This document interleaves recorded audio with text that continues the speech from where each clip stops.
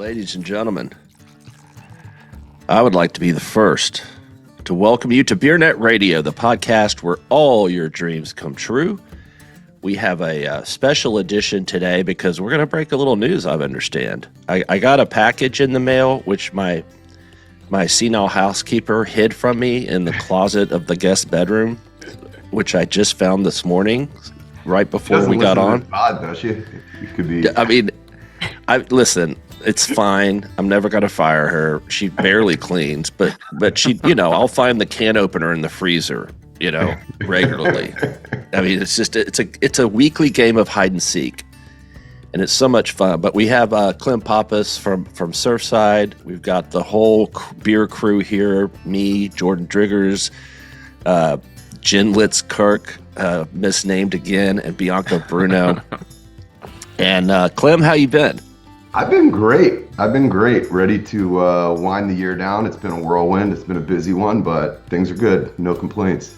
Okay, awesome. Well, I'm looking forward to trying these new products. And Jen, why don't you give a proper introduction, and we'll get her started. All right. I would like to welcome to BeerNet Radio longtime caller and listener Clement Pappas, CEO and co-founder at Stateside Brands, which produces the very popular Surfside RTD, now a top RTD at roughly 11 or 12 million cases this year.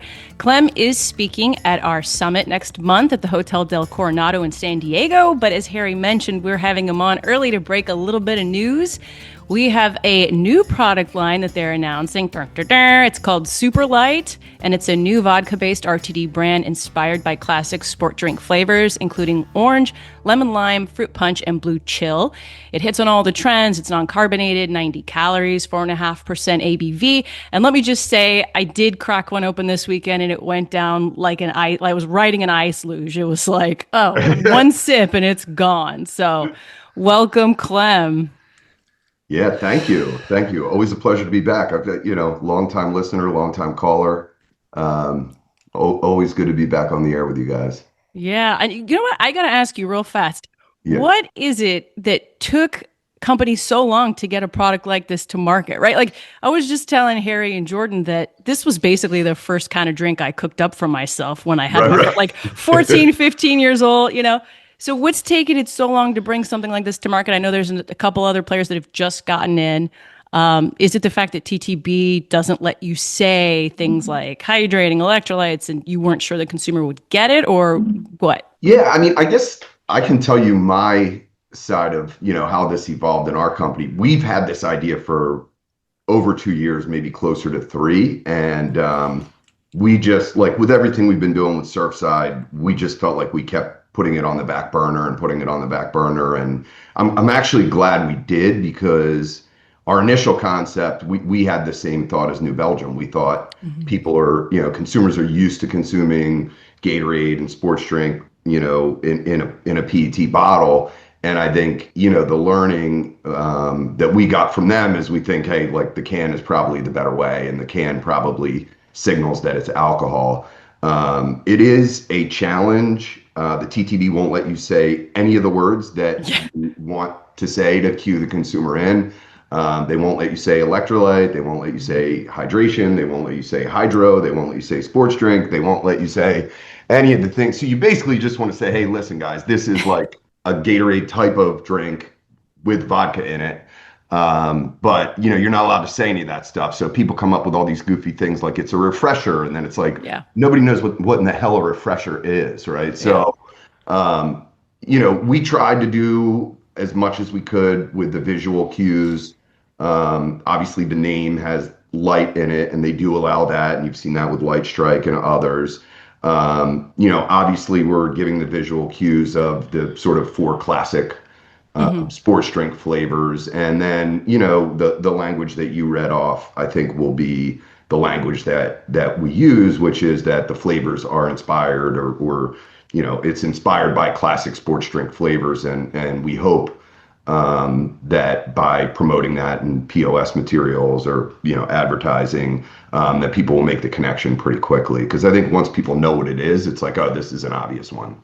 Right. So is it hitting in dry January? Like, hey, you don't have to go full off the horse or on the No, horse. with the wagon. TTB shutdown and everything, and then we've had some tweaks and product development, and I won't bore you and your listeners with all this stuff, but like then you have to like send out the cans for corrosion testing, and this product has some electrolytes and salts in it, and so we've had to make some tweaks, and like with the TTB being shut down for so long, we're probably going to be out in March or April at the latest, and it'll be select markets. I won't list all of them, but mostly in and around the Northeast, with some dabbling into the Southeast as well. So it's called Super Lyte, Yep. and this is not the final label. This is just a mock-up.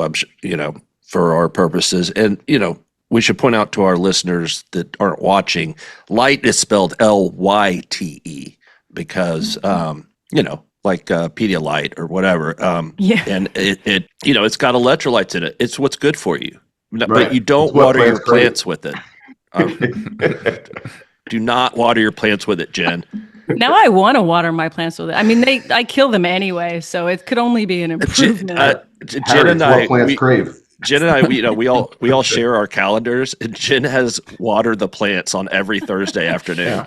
But it's so ubiquitous that I'm like, oh, don't even see it. But it's okay. Do you know the movie Idiocracy? Yeah, that's what we're talking. We actually what's good for you. We had formed an LLC when we started this for the IP called Brondo, which of course is the name of the Gatorade type product of that movie. That's awesome. But yeah, no, we're excited about it. I think it's one of these launches. Like, it remains to be seen. Is it going to be the next? Is it going to be the next big thing, or is it going to be a niche item? But like you guys said, it's certainly easy to drink. I think when you kind of walk up and down the cold box of a convenience store and you look in the non-alc section, it's like, what's in there, right? There's soda, there's energy drinks, and then there's a shit ton of hydration drinks. There's usually a whole door of Gatorade, and then maybe another door of a bunch of other brands, and they still remain very, very popular drinks. So the theory is, like, much like Surfside, it's like, hey, these are very familiar flavors to almost everyone. They're easily accessible. It tastes good. It's not carbonated. It's not filling. This one we were actually able to get to 0 calories. So Really? we're excited about that. I'm sorry, zero sugars, I should say. Oh, okay. I was Zero- like, sign zero- me in. Zero incremental. Sign me Alcohol up. has Sorry. calories in it. Yeah. Like, how alcohol did you do calories. that? So there's 90 calories worth of alcohol, but that's it. It's just a vodka. And it tastes good. Let me try it. This is Okay. Go for it. live on the air. Which flavors are y'all trying? Come on, gotta share. Ooh, Blue Chill. Blue I've got Chill? the fruit punch, and wow. You can't even taste the alcohol. I mean, I can got you? orange. I mean, Jordan, you're younger than I am. My taste buds have been fried over the years. I also No. have a Zen in, Yeah. of course. Oh, There you go. Always. No, it tastes like a sports drink. So That's good. what's the occasion you envision with this, or where do you think this brand will resonate more or resonate better with a certain type of consumer more than your current offerings?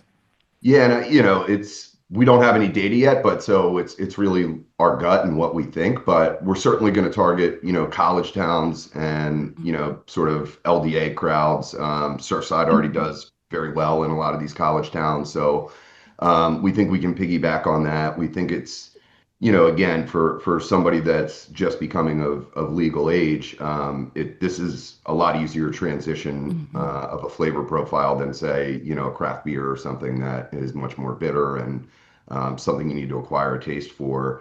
And then we think golf obviously is a big one, and really like any other hot outdoor. So those will be kind of round one, and then we'll have to see. I mean, Surfside certainly plays, I think, almost anywhere that beer can play. It remains to be seen if this offering has that broad of an appeal or not.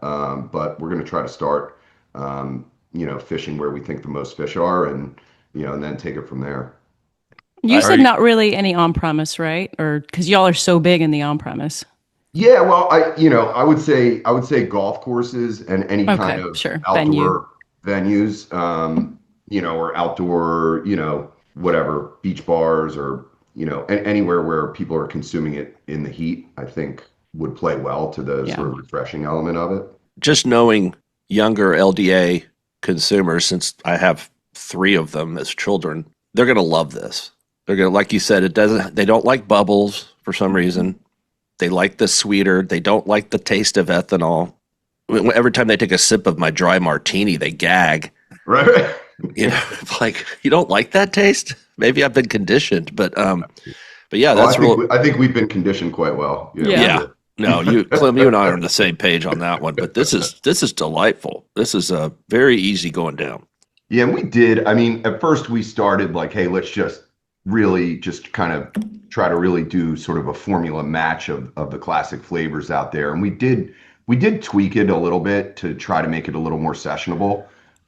So it's not, it doesn't, if you tasted it side by side with the classic Gatorade, you will find that it has a little less intensity. If you're not tasting it side by side, you're going to probably say, oh, that just tastes like Gatorade Fruit Punch. But, our goal is always, you have to be able to drink 5 or 6 of these things, if we're going to sell much. And so we didn't want overpowering flavor intensity. We wanted enough, to have it, register, but not enough to sort of, overwhelm and stick on your tongue and all those kind of things.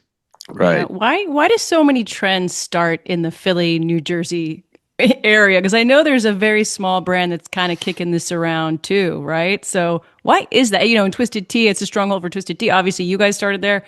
What grows there that you guys just drink so much? The Eagles? Is that what it is? I guess. I mean, we're always looking for an excuse, right? Any kind of sporting event. But yeah, no, I mean, I honestly don't have an answer for you. But yeah, I mean, look, like Philadelphia is kind of, and New Jersey, I think the other brand you're referencing is from New Jersey. And, it's kind of like New Jersey's right in between Philly and New York, two of the top 5, 6 biggest cities in the country. So, there's just a lot of action flying around. There's a lot of creative energy. And And also, Pennsylvania has such a unique structure for alcohol that it lends itself to smaller players being able to play on a more level playing field, I guess. There's a reason Yingling is the oldest brewery in America, because it survived all of that because of the laws, I think. Yeah, no, and we've benefited from that. It's a great state to do business. It was funny when I got in this business, everybody was like, "Oh, don't do anything in Pennsylvania. It's a nightmare control system." And it was just dumb luck. We were like, "Well, we're from here, so this is where we're going to do it." Yeah. It's worked out okay for you. Yeah. Yeah. I have a question about the package. Yeah. So did you consider bottles at all, or were you always going to go cans? Because I know. No, we were like going back 2 years ago. We were really like had decided we would go bottles, and we were PET. talking. I have some from my previous life in the juice business. I have some good friends that have bottling capabilities, and we were kind of looking at who could do this, where could we produce it. And we got pretty far down that path, and it was a little scary because you have to commit to some really high minimums, and there's tooling and bottle molds and all this kind of stuff. And so, but anyhow, we just tabled it because we just said, look, we're so like we got to go win on Surfside. Forget about all this other stuff. Like we just got to go. We got a winner here in Surfside, and so we've really just been focusing on that for the last 2 years, and we kind of got to a point where we could catch our breath a little bit, and we felt like, particularly in our core markets where Surfside is developed enough, we have the opportunity to launch a new brand. I think, we don't want to launch this just yet into the whole country or, sort of distract from the work that we're doing on Surfside into the Midwest and the West, where we still have probably another year or two where we really need to, buckle down and make sure that we cement our position as the leader in the category and grow it to where it could be. But, in the East, I think we have the opportunity. And so, as I was saying before, Bianca, like we got the benefit of watching others launch in different packages. And we did see the other competitor launch in a can, Spiked Aid in New Jersey. And they had, I think they got some success there. And So it was like, okay, we saw the bottle launch, we saw the can launch. It's obviously like the can's the winner. Hmm. And now's the time to go get it. But no Borgs planned. This is No. very Borg centric. Jen, you just like saying Borg because it I makes just- you feel young. Well, some people, I mean, haven't they actually done an actual Borg? Somebody's done a Borg, like commercially, right? I feel like that's actually happened. I think there's like big jugs now. Yeah, right. It's which is Which is basically a Borg. Yeah. yeah. What are you gonna do, Clem, about brand awareness? Like, do you have any? I know you guys are still a small company, although you're growing like crazy. But how do you get the word out on something like this as far as marketing? Yeah, I think it's going to be a lot of the same playbook as Surfside. I don't know that we're going to get it into all the stadiums and things, but there'll be some of that for sure, where our contracts and agreements permit it. But I think the biggest number one thing we need to do with this is sampling, because again, educating the consumer about what it is, driving up that awareness, and then I think billboards and outdoor is going to be big for us too. What about airplane banners? I love airplane Yeah, banners. for sure. We love airplane banners. I've That's just- definitely seen your airplane banners. We're Jersey Shore kids, guys. Yeah. yeah. Are you Nice. gonna lean like real heavy into sports and racing, like kind of like the ultra playbook of athletics and marathons and all that? Honestly, haven't considered it, Jordan. We have talked about, hey, can we just, more small time stuff, but hey, can we be at the finish line of 5Ks, or local races and things like that? But, on a national level, haven't looked at it. And I think really, we want to test market this. We want to launch. We're going to launch, this coming year. And, part of it is we want to see what works, what doesn't work, and kind of refine our strategy. And I think, we were fortunate, like with Surfside, we saw, okay, this is really what works. We saw the sports marketing worked. We saw, how it worked in the on-premise, how the, what the uptake was, what kind of venues we wanted to be in, what kind of on-premise accounts we wanted to be in. And so we need to get that learning a little bit and then, refine our strategy. Are you going to do large format? Did you say? I can't remember if you said that. In terms of the can, Yeah. not year one. Okay. Not year one. Yeah. It'll just be the variety pack with the 4 flavors. And then we'll have just straight loose packs to go to any on-prem accounts, as they don't tend to like variety packs. Mm-hmm.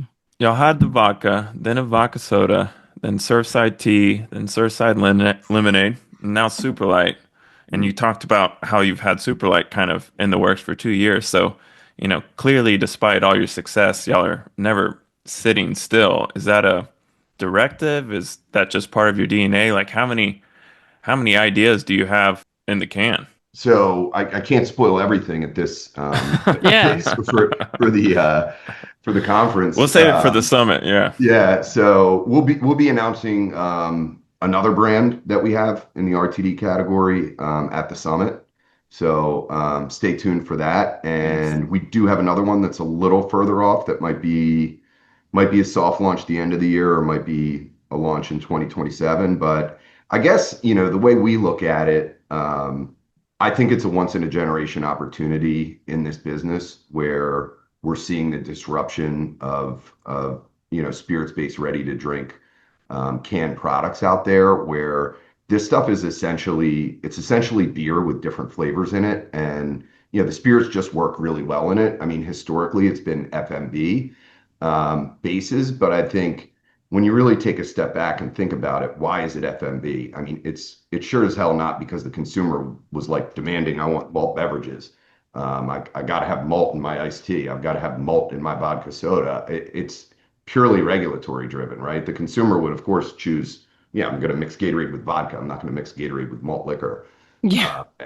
But, the regulatory has driven that. But I think we're trying to, be Wayne Gretzky and skate to where the puck is going. And I think, as, Gallo scaled up High Noon and now sort of the horse is out of the barn, we like to think we're going to be the next, high noon scale brand with Surfside. And I think as these products become more and more popular, the consumer is going to start demanding it, and the laws have already changed in many places, and they'll probably continue to change in many more. And so we think this is what the consumer wants. We think there's a bunch of open lanes still out there, and we'd love to be the supplier that executes against those and goes and gets them. And we're thrilled with the beer route to market that we built throughout the country. It's certainly a lot more work than trying to build a wine and spirits network, but we think we got a great network. We're thrilled with it across the board, and these guys are really good at what they do, and they're seeing now that they can really win with RTDs, and so we just think it's obviously not a great time in the overall bev-alc picture, but like this is where the action is. And I think there's multiple categories that have yet to be developed, and we want to go out and try to take a bunch of those categories down. Clem, we just had Britt West on. You were talking about High Noon and Gallo. And I wonder if this surprises you. I asked him about the whole thing that you and Evan Burns kind of talked about on the Rabobank pod about an RTD brand, a spirits RTD brand, potentially getting to 100 million cases in the next 5 years. And I asked if High Noon would be that brand. And Britt was very sort of like, well, I don't know, because of the regulatory structure that you just referenced. And I kind of thought that he'd say, oh, yeah, probably, the things are loosening and the demand is there. And are you surprised that he wasn't more sort of gung-ho on that projection? And what do you think? Yeah, I mean, I think Evan's an optimistic guy, and both Evan and Britt are very, very smart people. I think the thing about regulatory is it's somewhat beyond your control. Mm-hmm. Sure. So it's hard to bet on that. It's hard to count on that. But if you wave the magic wand tomorrow and RTDs, let's say under 8% or something, we're just given blanket the same treatment as beer in terms of tax and availability. I think High Noon, Surfside, these kind of brands could scale up to like beer type of numbers. The question is that going to happen? And that's a complicated question. And every state has its own set of, issues and set of constituents. But I do think the consumer wants it. I think it makes a lot of sense. And I think ultimately the beer distributors, I think structurally with the beer distributors being local by definition. I mean, I'm not local. I can't go to some random county in North Carolina and, just build a big relationship with a senator, right? But with the state senator. But all these beer distributors are scattered all over the country, and their kids are going to prom with the senator's kid, and they're supporting their charity thing, and so these beer distributors have a lot of legislative clout at the state level. And I think it's going to, in most cases, and I'm generalizing, but I think in most cases, like if they want it to happen, it probably will happen.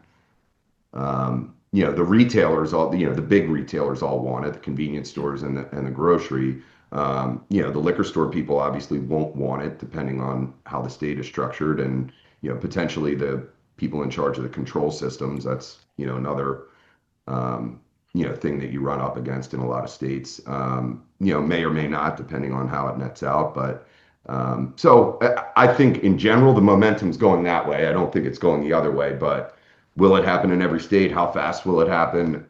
It's hard to handicap.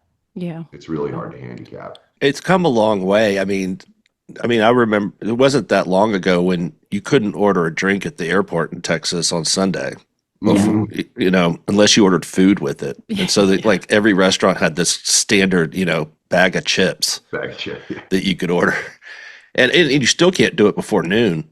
Yeah. In Texas. So these things are slow, and then they happen real fast. Yeah, because that's what happened with Sunday sales. More than half the states had a ban on Sunday sales, and then all of a sudden, I woke up, and then most of those laws are gone. Thanks to Discus, really. I don't know if we talked about this, but how will it be priced? And is there any particular directive on where you would like to see it on the shelf? And if you can just expand on how that spirit RTD shelf is kind of segmenting, if any, at all now. Yeah, so the pricing will be, line price with Surfside. It's basically the same value proposition, very similar, cost structure. And we think the shelf price should be the same. So depending on the state tax levels, we're targeting somewhere between 17.99 and 19.99, on the shelf for an 8 pack. And then, there'll be ads and deals, off of that, but, nothing crazy. But and then, yeah, I mean, I think, it goes into the RTD section. It is kind of a new to world thing. So, yeah, I mean, I'd like to see it right there with High Noon and Surfside and Long Drink and kind of the category leaders. But, it's not obvious, that it, wants to go next to some other like brand because there aren't, I mean, you Yeah. mentioned there's a couple of emerging guys, but, there really hasn't been a big established leader at this point. So, um, it's really it's on us and whoever else is entering the category to kind of build it up. I'm sure Boston will be in soon. Yeah. Yeah, wait, how Don't long worry, there's before a category coming. how long before AV comes out with Supper Light? Supper Light. Oh my God. Just kidding. Just kidding, Too AV. soon. Well, Too if soon, it Harry. sells well, if it sells well, then Yeah. we'll see it all. No, If it doesn't sell they well, like to let other people prove the concept. yeah, Yep. exactly. Fast forward. Well, I don't want to ask too much because again, we're saving you for our summit. But where do you guys get your innovation ideas? I mean, it's such a saturated market. Do you go outside the category? Do you just ping your drinking friends in Philly? Like, where are you getting your ideas? Yeah, I mean, we're always bantering. We're always thinking about what people are drinking. Some of these insights, like I said, I mean, I think one of the obvious things is just, now that this spirits-based RTD is there, it's just like, what are the non-alc drinks doing? Hmm. And I don't mean like the non-alc beer. I mean like the Yeah. traditional non-alc, the soft drink stuff. And so, the this I think was kind of an obvious one. I think, there's other places we can play, and I don't want to, spoil too much of it, but I think there's just a lot of open lanes within this RTD category. And again, you've seen High Noon really, dominate this sort of, seltzer space.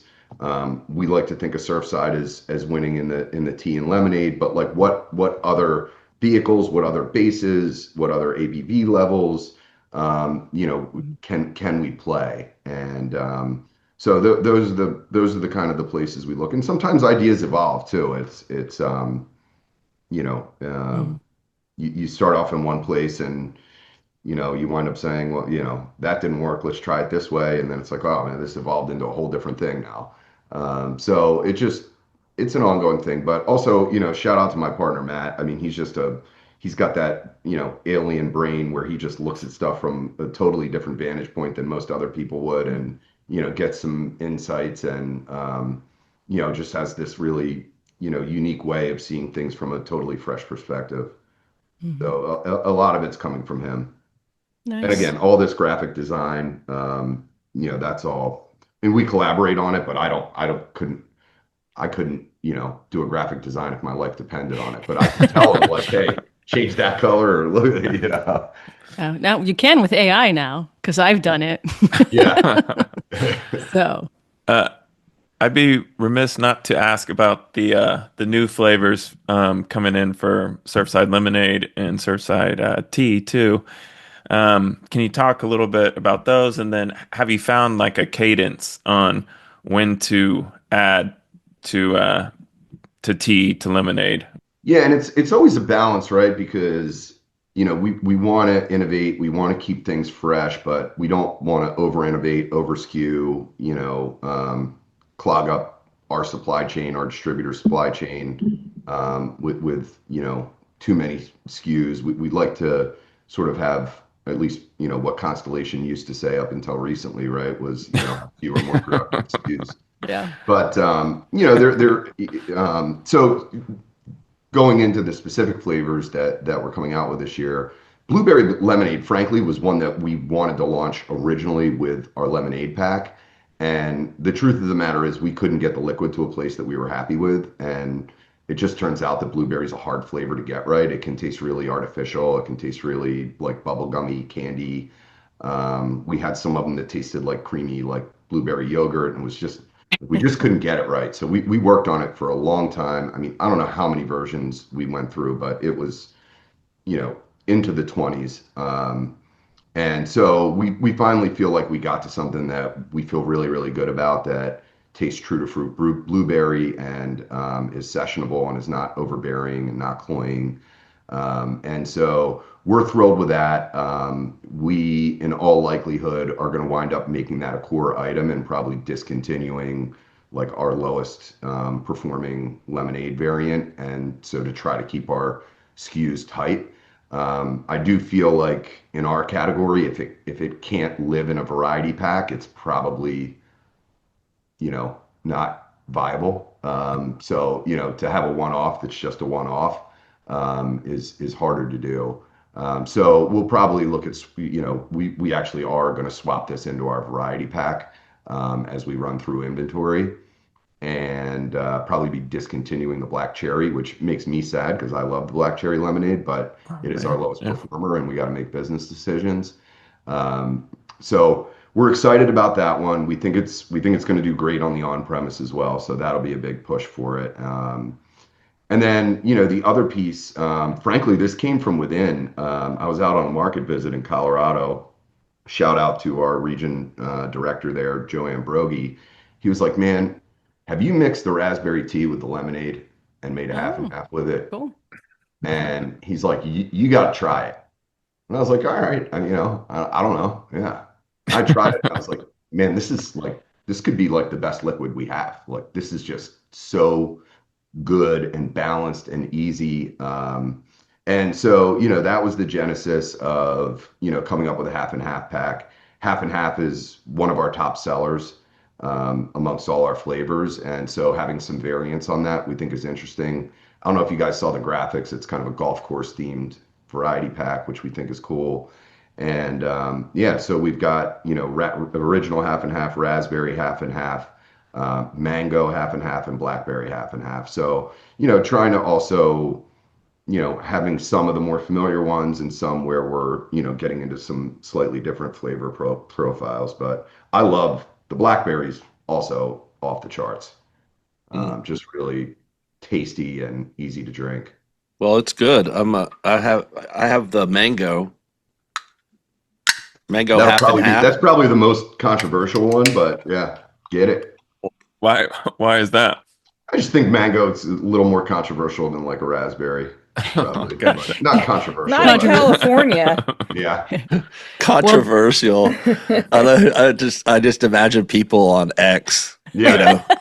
Arguing fighting over about mango. Yeah. It's not a real fruit. No. It's not- Bill loves mango, and it is Bill approved. That was the first Nice. one he tried from this pack. So, and you know what? You're right, Clem, because mango can be like very cloying as a flavor. And I took a sip and I was like, this is good. I don't know if you're going to like it. And he took a sip and he was like, it's good. What are you talking about? I was like, okay, cool. So I think it's the mango purists. They have such a high bar, Yeah. right? That's what it is. mango. But we thought it came out really well, and we always, like I talked about with the blueberry. I mean, we just won't put out a liquid if we don't think. Oh, it's good, and I'm drinking it warm. So that's And with a tough. Zen. Yeah. yeah. Oh, I When are don't you guys drink- going to come out with the dip spit flavor for Harry? oh, I don't need it. I got it already built in. First thing I do when I wake up in the morning, the last thing I do when I go to sleep is put in and take out a Zen.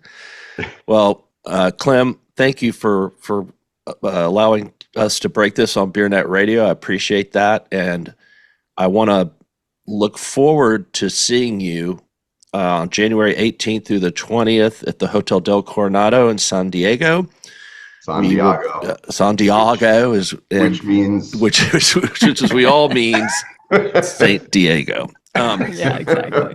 Anyway, we do still have a few tickets online at beernet.com, and Jessica got the room rate extended till December 21st, so be sure and get your tickets now. And also, we're going to have a surprise guest from AB, so I'll make sure and get you guys together, Clem, and y'all can hash it out. But we're not allowed to announce it yet. Nah, it's just business. No, It's just business. That's right. So listen, everybody sues everybody in this industry. It's we got to keep our lawyers fed, and so. Sure do.